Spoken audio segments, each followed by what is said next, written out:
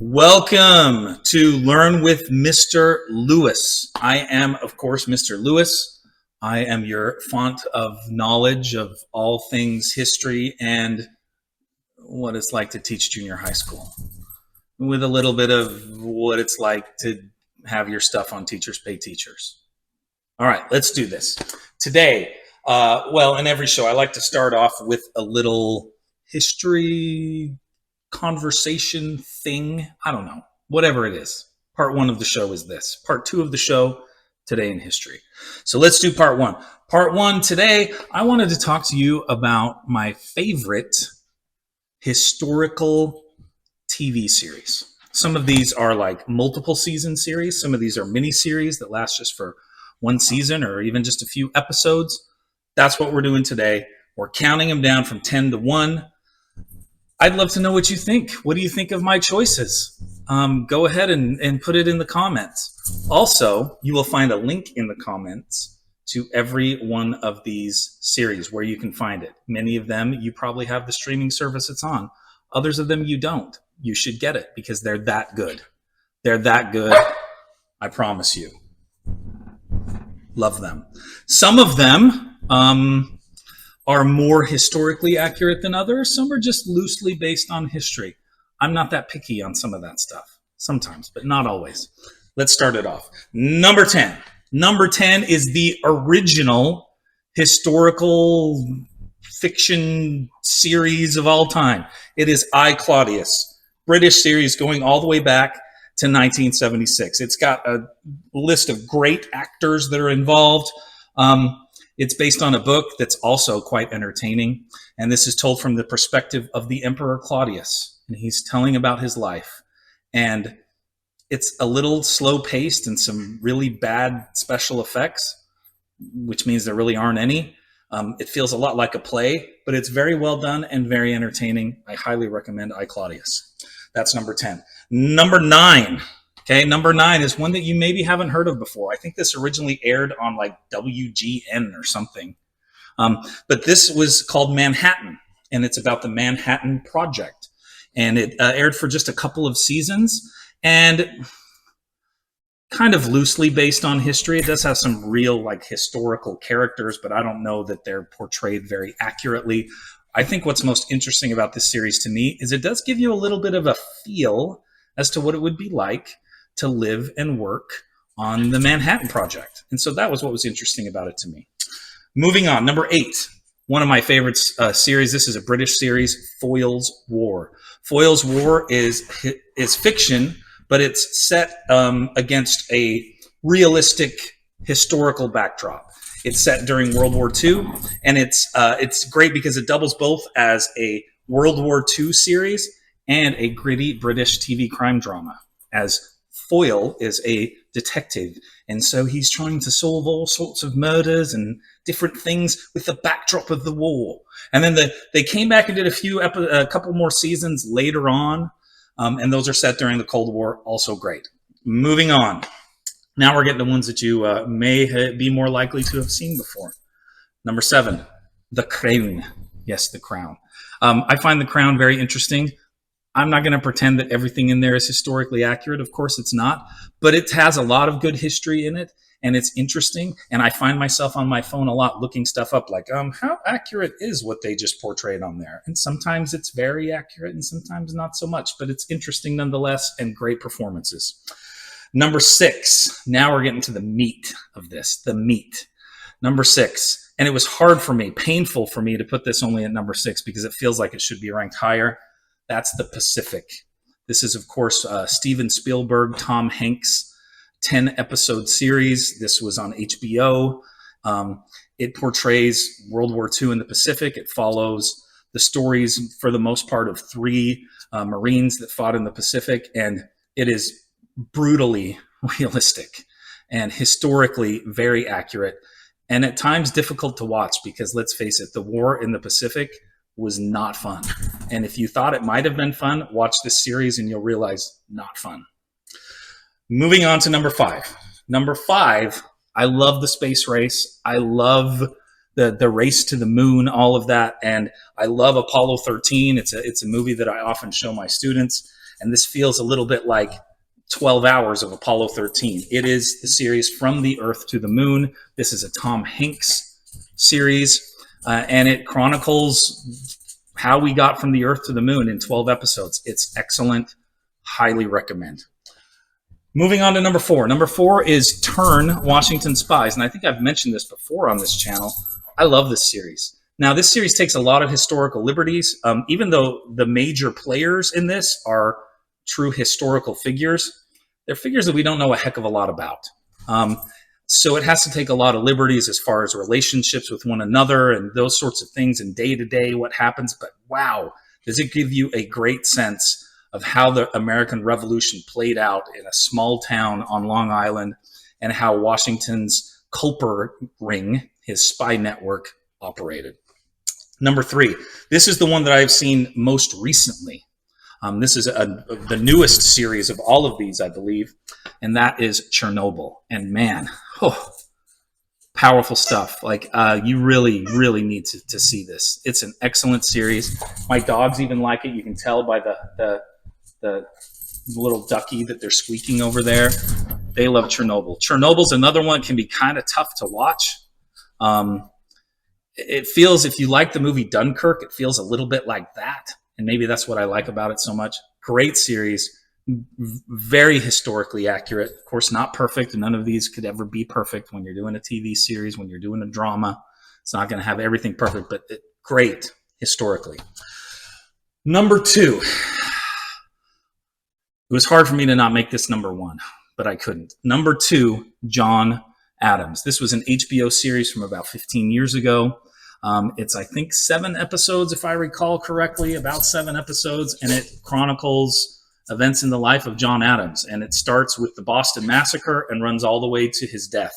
And it is so well done. And the first episode especially, even if you only watch the first episode, it's worth it, because the way it portrays the Boston Massacre and the trial of the Boston Massacre is just absolutely brilliant. And I use some clips from that with my students as I'm teaching the Boston Massacre, and it really helps them grasp that event. And I feel like maybe what I love about this so much, and it's a little bit like in the movie Lincoln, where you feel like Daniel Day-Lewis is Lincoln. Well, I feel like Paul Giamatti is John Adams. He's so great in this series. And Laura Linney too, as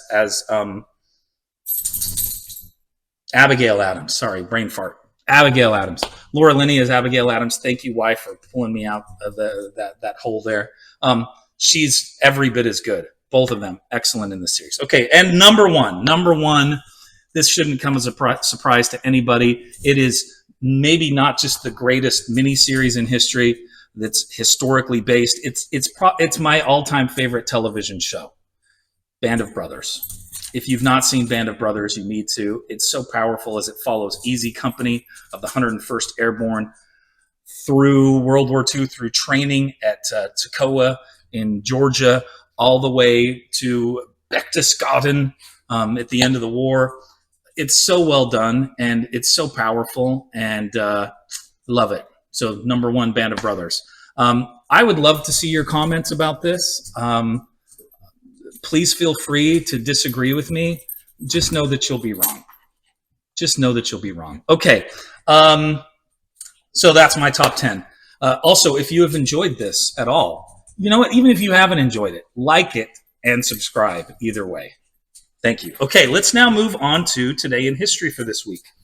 Monday, October 2nd, 1967, Thurgood Marshall is sworn in as the first African-American Supreme Court Justice. And there is nobody who was more prepared for this, and there is nobody who could have been a better first Black Supreme Court Justice. I mean, this is the guy who, he was an NAACP attorney. He argued 32 cases before the Supreme Court. This guy knows the Supreme Court. And of course, what you may not know, in 1954, he was the attorney that won the Brown versus Board of Education case that changed everything. Then he became Solicitor General. So then it was his job to argue cases before the court for the government. And then he was put on the U.S. Court of Appeals. And so this guy had every preparation you would need and every accomplishment you could possibly have. And he's the perfect first Black Supreme Court Justice. Next, we move on to Tuesday, October 3rd. And Tuesday, October 3rd, 1863, the first official Thanksgiving. What's interesting is, of course, this is during the Civil War, and this is Lincoln that proclaims this. In New England, this holiday had been celebrated for a long time, and Southerners wanted nothing to do with it because it was a stinking Yankee holiday. But this was generally observed the last Thursday of November. This could get a little confusing if you have 5 Thursdays in November, because then sometimes some people would celebrate on the 4th Thursday and others on the last Thursday, which is the 5th. But this had to be proclaimed every year by the president until finally in 1939, FDR really messes up and he proclaims it on the 4th Thursday because he wants to get people spending to help with the Depression. And so he thinks, hey, if we have more weeks until Christmas, that's good. So we're doing 4th Thursday when most people were celebrating it the 5th Thursday. And so people jokingly called it Franksgiving because we had 2 Thanksgivings that year. And so then finally in 1941, Congress acted and just made it an official holiday. And so it doesn't have to be proclaimed each year. And it is officially the 4th Thursday. So it'll never be the 5th Thursday again. Next, let's move to Wednesday, October 4th. And that, of course, is Sputnik, 1957. Changes everything. This is the beginning of the space race that I was talking about a little bit earlier with the From the Earth to the Moon series. Sputnik, of course, it was only like yay big. And it was only transmitting for like 21 days. That's all the batteries lasted. And all it was doing was beeping. But this was revolutionary. The fact that you could get a man-made satellite into orbit around the Earth and that it could transmit back to Earth and that people could receive that message was mind-blowing. And it literally scared the United States to death. Well, maybe not literally, but it scared us big time. And it's not a coincidence that 1958 is when NASA was formed, just 1 year after Sputnik. Also, one other little tidbit. It was about 3 months that it orbited the Earth. And then it had slowed down enough that it burned up in our atmosphere. So Sputnik's no longer there. Bye, Sputnik. Next, we're talking October 5th. This is Thursday. And this is a more recent event, 2021, the Higley monkeys. Okay, so what you may not know, those of you who live here in Arizona, and particularly those of you who live in the East Valley, is there is a monkey breeding farm on the Indian reservation just north of the 202 near Higley Road. And this facility has come under a lot of fire, a lot of controversy. It's run by the University of Washington. You have macaques that are bred there, and then they use them to do different tests for medical things. Anyway, they have died. Dozens and dozens of them have died from disease and maltreatment. It's a bit of a scandal. And if you can see the picture, if you know the geography, you can see Red Mountain there in the background, and you might get a sense of where this is. I remember first reading about this from this article in the Arizona Republic and thinking, wow, I had no idea that we had a monkey breeding facility that close to where I live. Okay, moving on. Friday, October 6th. Friday, October 6th is the death in 2020 of one of the legends of rock and roll music, the great Eddie Van Halen. Now, Eddie Van Halen's story is kind of interesting. He and his brother Alex were born in the Netherlands. Their father was Dutch. Their mother was from the island of Java, which is, of course, Indonesia today, the Dutch East Indies. Anyway, so they lived there for several years. They were like 7-ish years old, I think Eddie was, when they moved to the United States. They moved to California and the Los Angeles area and grew up there. And of course, became 2 of the great musicians in history. It's kind of interesting. A lot of people know this. Eddie started off on the drums and Alex on the guitar, and then they realized maybe that wasn't what they were best at and wasn't their passion, and they switched, and the rest is history. And we lost a rock and roll legend on this day, October 6th, 2020. Thanks for tuning into the channel. Please like and subscribe. Please leave your comments below. Please feel free to argue with me or my lovely wife at any time in those comments, or just say nice things. Nice things aren't bad either. Thanks a lot. Have a great day, week, and life. Thank you.